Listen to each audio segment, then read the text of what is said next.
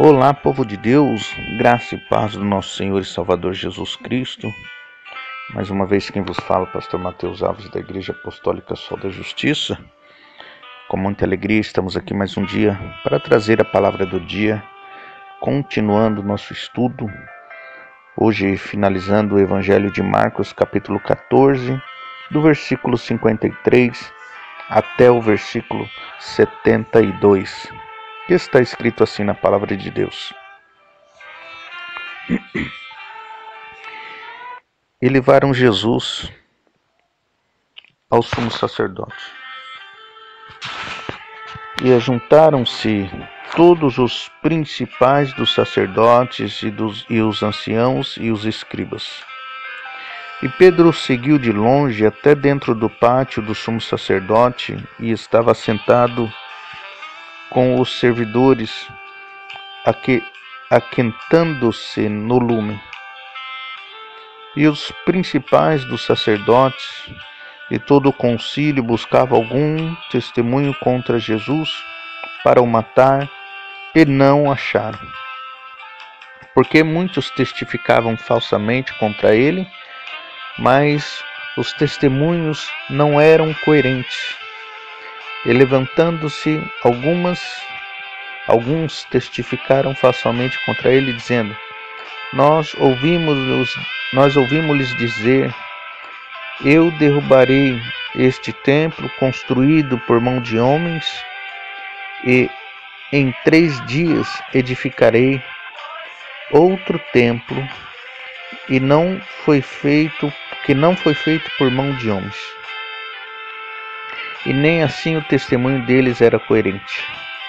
E levantando-se o sumo sacerdote no sinédrio, perguntou a Jesus, dizendo: Nada respondes?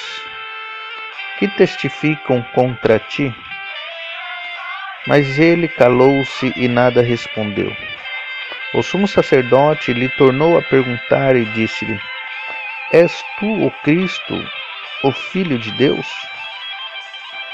E ele disse-lhes: Eu o sou.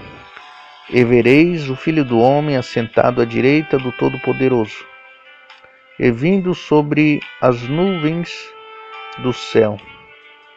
E o sumo sacerdote, rasgando as suas vestes, disse: Para que necessitamos de tais testemunhas?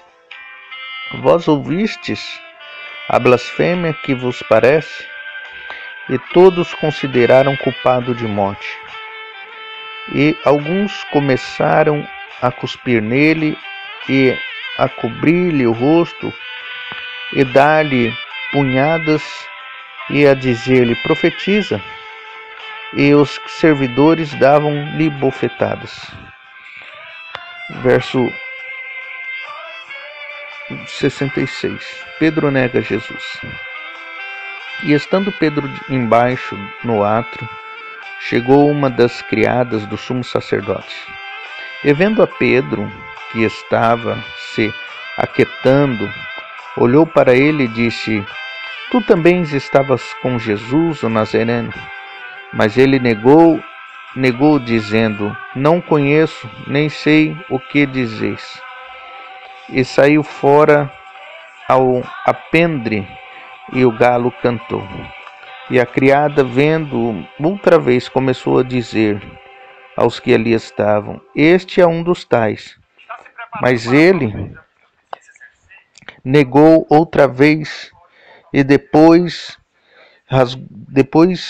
que ali estavam, disseram outra vez a Pedro: Verdadeiramente, tu és um deles, porque és também galileu.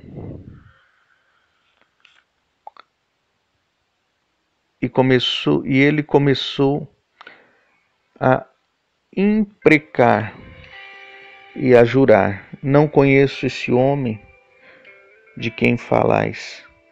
E o galo cantou a segunda vez, e Pedro lembrou-se da palavra que Jesus lhe tinha dito: Antes que o galo cante, 3 vezes me negarás tu. e, retirando-se dali, chorou. Glória a Deus. Esse é o momento mais difícil da vida do nosso Senhor Jesus Cristo, em que tudo aquilo que Ele sempre avisou seus discípulos, em que tudo aquilo que Ele sempre falou que iria acontecer, neste momento agora começa a acontecer. Jesus é traído lá no Getsêmani, Jesus é preso, e agora ele vai passar pelo seu primeiro julgamento, que é o julgamento perante o Sinédrio, o julgamento religioso.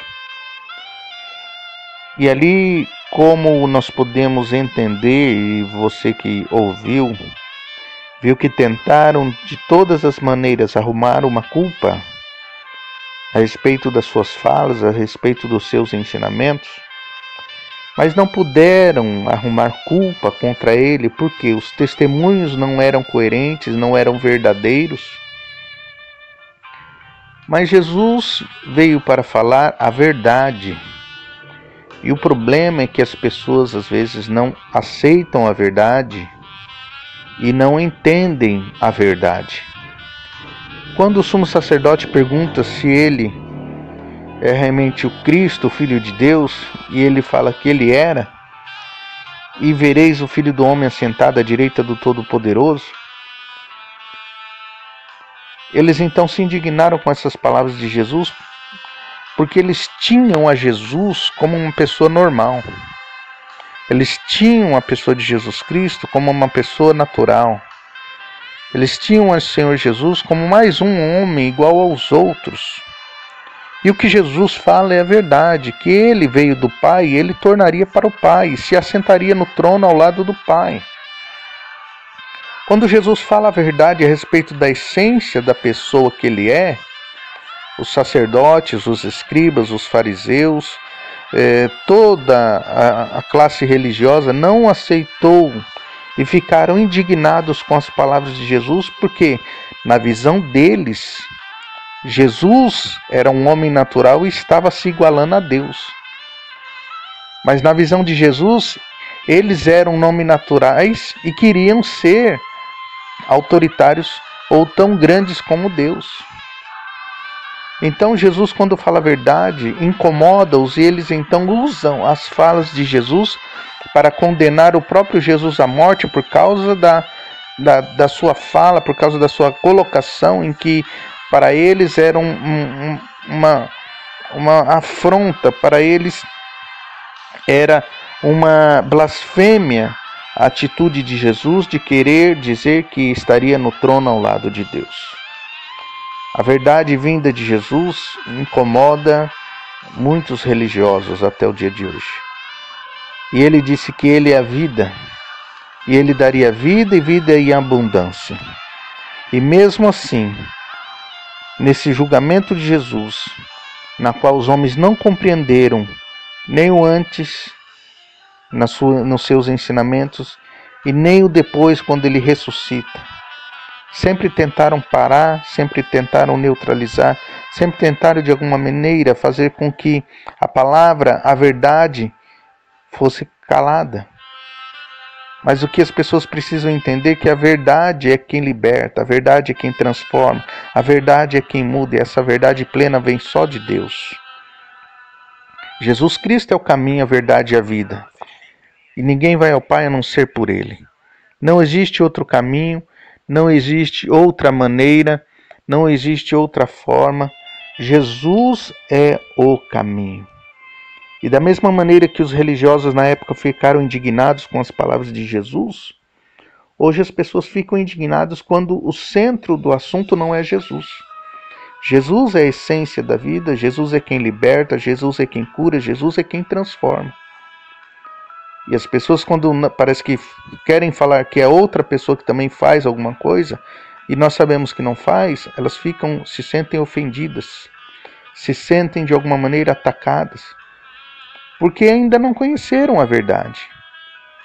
Se a verdade é Jesus que morreu na cruz e ressuscitou, que pode ser o único, que pode ser o mediador entre Deus e o homem, só Ele pode fazer isso. Porque Ele viveu, morreu e ressuscitou.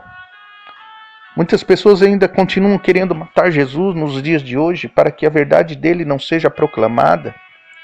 Muitas pessoas tentam fazer com que Jesus venha se calar para que as suas palavras não venham alcançar as pessoas necessitadas. Mas todo aquele que ouvir a palavra de salvação e aceitar a palavra no seu coração, este terá sua vida transformada. O propósito para o qual Jesus veio foi esse: morrer por mim e por você. Foi de uma morte brutal, e nós podemos ver aqui no texto, já começaram a esbofeteá-lo, já começaram a cuspir nele. Podemos ver o que é a maldade no coração do ser humano. Tudo o que Jesus fez na sua trajetória até aqui foi só o bem. Aqueles que não aceitaram é porque tinham alguma coisa errada. E tudo o que nós pregamos a respeito de Jesus é o bem. E quem não aceita é porque tem alguma coisa errada.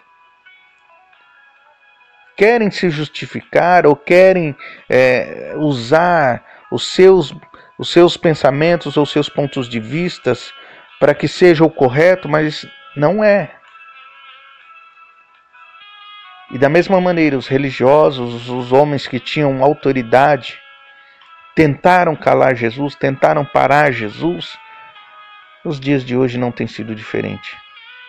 Estamos vivendo esse momento de pandemia, as pessoas querem que as igrejas fiquem fechadas, que as pessoas não ouçam da palavra, que as pessoas não cultuem. Mas a palavra tem que ser anunciada, em tempo e em fora de tempo.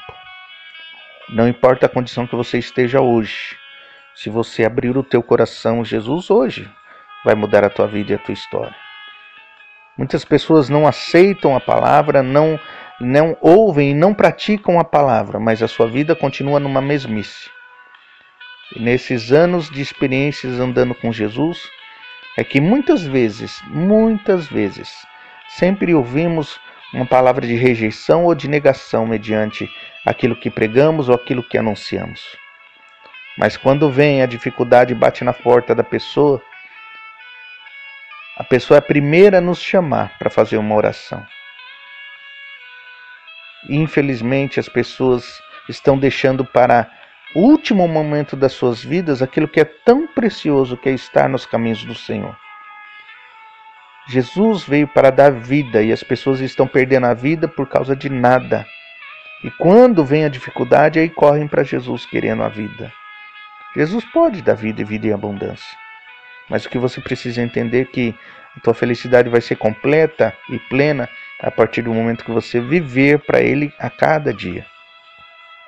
Não ser um julgador, não ser alguém, um acusador, não ser alguém que só defama ou só critica, mas ser alguém que vive a palavra de Deus.